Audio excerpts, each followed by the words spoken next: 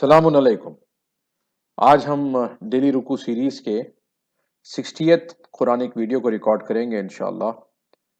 سورہ آل عمران کی آیت نمبر 181 سے لے کے آیت نمبر 189 تک جو ہے تلاوت کرتے ہیں۔ مل جل کر سمجھنے کی کوشش کریں، آپ بھی غور و فکر کریں، کچھ فیڈ بیک دیں، ای میل کریں۔ اعوذ باللہ من الشیطان الرجیم۔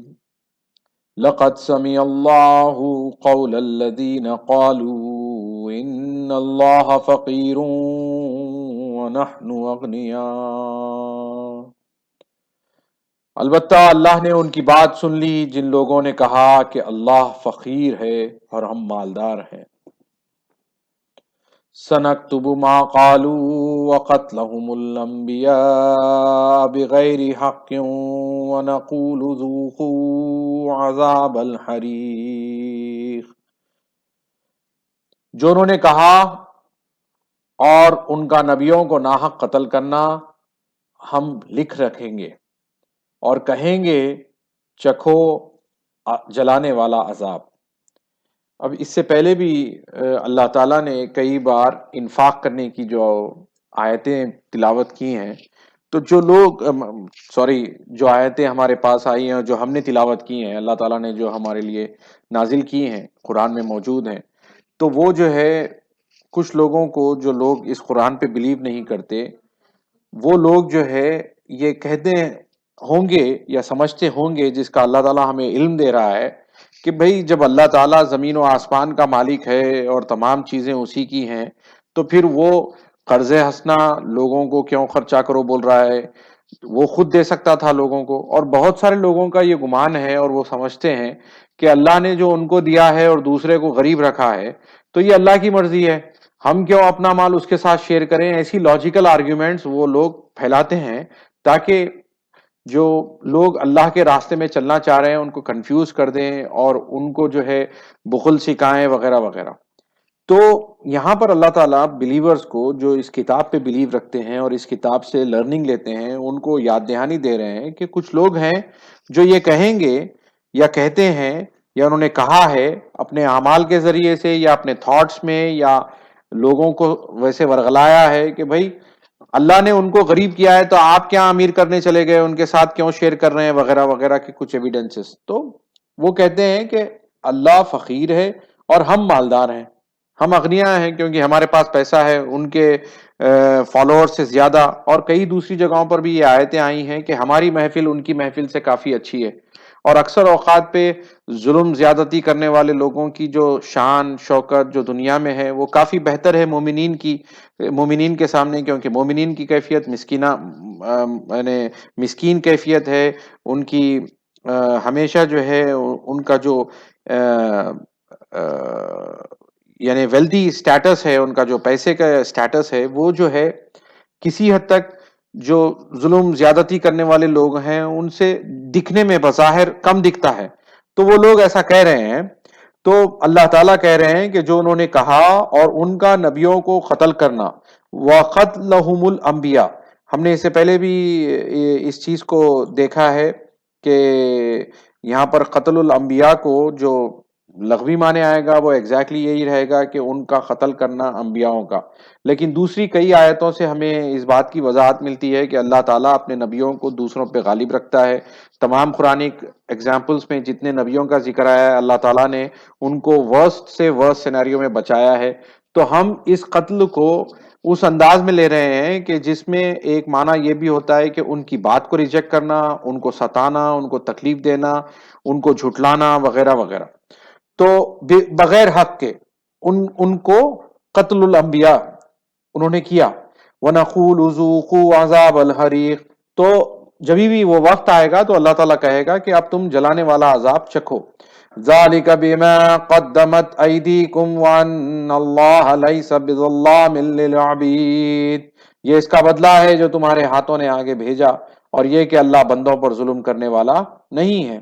الذين قالوا ان الله عهد الينا الا نؤمن لرسول حتى ياتينا بقربان تاكله النار، جن لوگوں نے کہا کہ اللہ نے ہم سے عہد رکھ کر رکھا ہے کہ ہم کسی رسول پر ایمان نہ لائیں یہاں تک وہ ہمارے پاس قربانی لائے جسے آگ کھا لے۔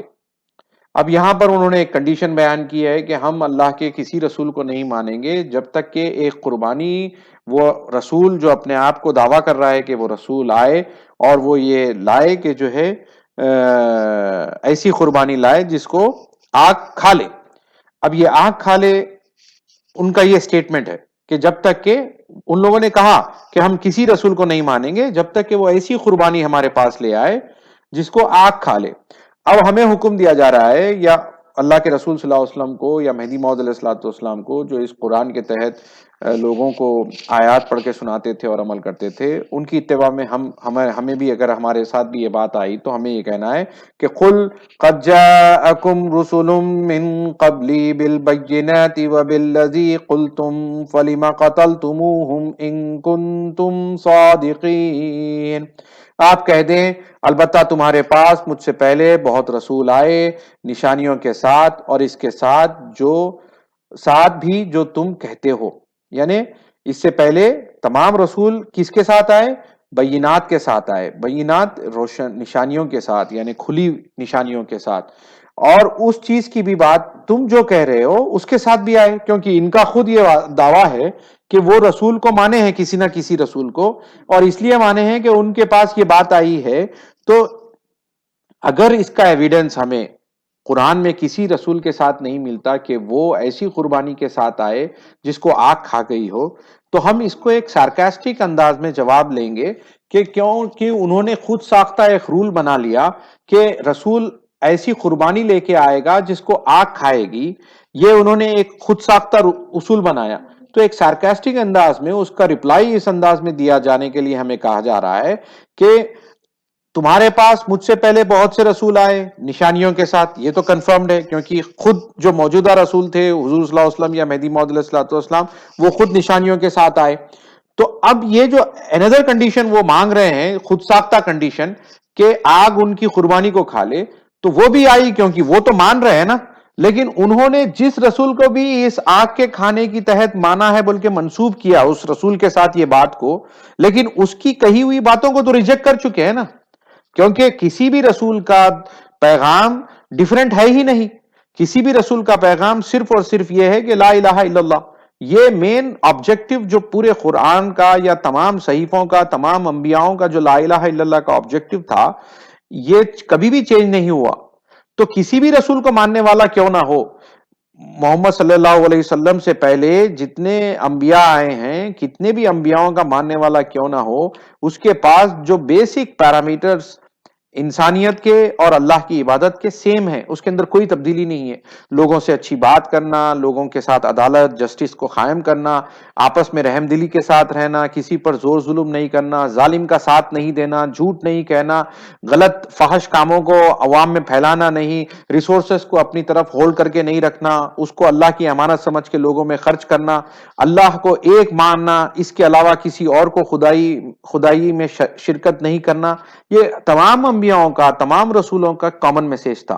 لیکن اب انہوں نے جو یہ خود ساختہ ایک اصول بنایا ہے، اس اصول کے مطلب اس چیز کے جس کو بھی انہوں نے منسوب کیا ہے کہ اس رسول نے یہ بات بھی لائی تھی کہ قربانی لائی تھی جس کو آگ کھا گئی تھی، اس کے تمام میسیجز کو تو وہ چھوڑ چکے ہیں نا آلریڈی۔ تو انہیں سارکاسٹک انداز میں ہمیں یہ کہا جا رہا ہے کہ آپ کہہ دیں البتہ تمہارے پاس مجھ سے پہلے بہت رسول آئے نشانیوں کے ساتھ، اور اس چیز کے ساتھ بھی جو تم کہتے ہو، یہ سارکاسٹک ہے، اور اس چیز کے ساتھ بھی جو تم کہتے ہو، پھر کیوں تم نے انہیں قتل کیا؟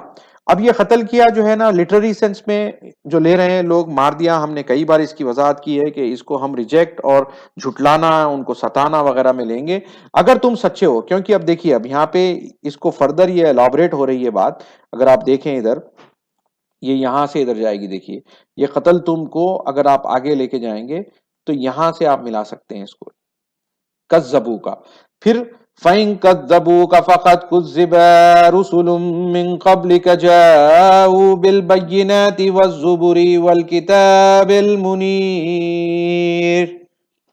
دیکھیے یہاں پہ تو البتہ جھٹلائے گئے ہیں آپ سے پہلے بہت سے رسول جو آئے کھلی نشانیوں کے ساتھ اور صحیفے اور روشن کتاب۔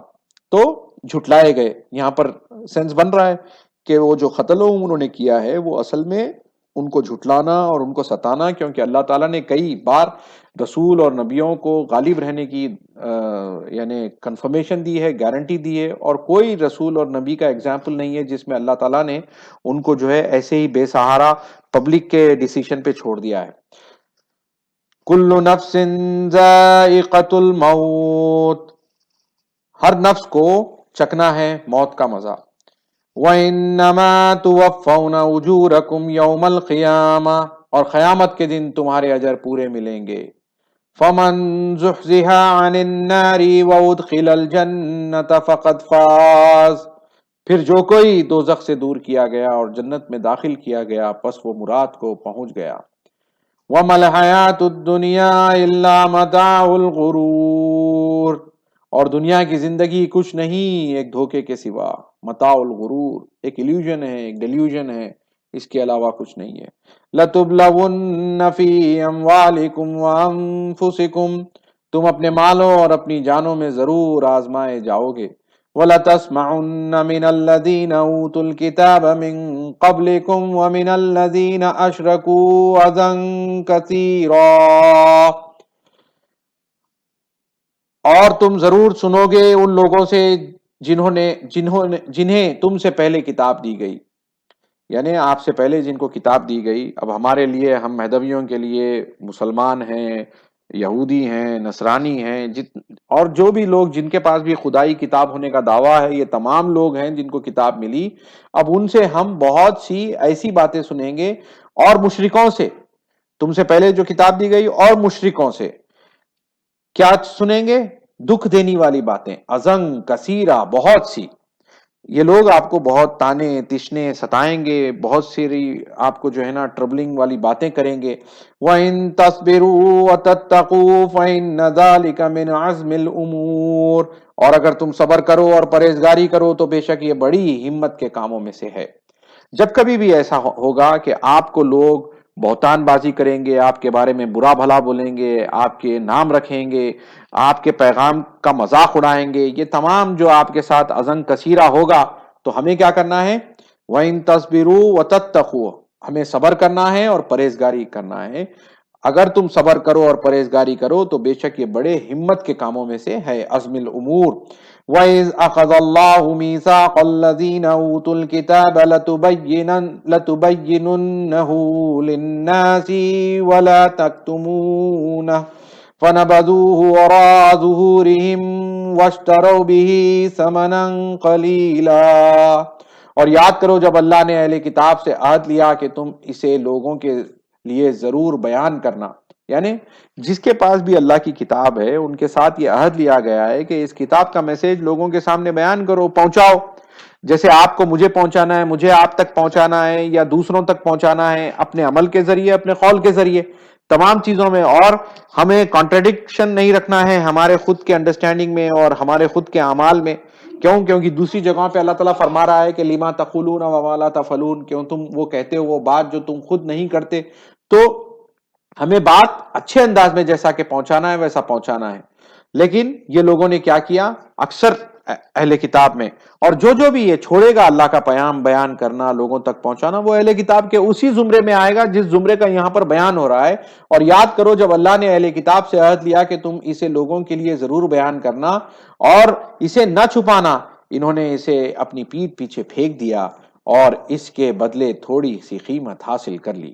یعنی اپنی عزت، شہرت، جان مال، اپنے جو ہے رتبے وقار. ارے کیونکہ جب آپ حق کا پرچم بلند کریں گے لوگ آپ کے لیے تکلیفیں دیں گے، آپ کا نام رکھیں گے، آپ کو جو عزت تھوڑی بہت اللہ تعالیٰ دنیا میں دیا ہوا ہے وہ آپ سے چھین لیں گے. وہ آپ کو جادوگر، تمام انبیاؤں کے ساتھ جو ہوا اس کا پیغام پہنچانے والوں کے ساتھ بھی وہی ہوگا.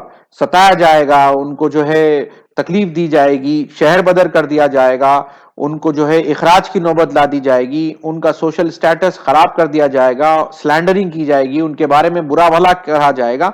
یہ ہمت کے کام ہے کہ اب صبر کرنا ہے. تو یہ تمام چیزوں میں کیا ہوا کہ انہوں نے تھوڑی سی قیمت لے لی.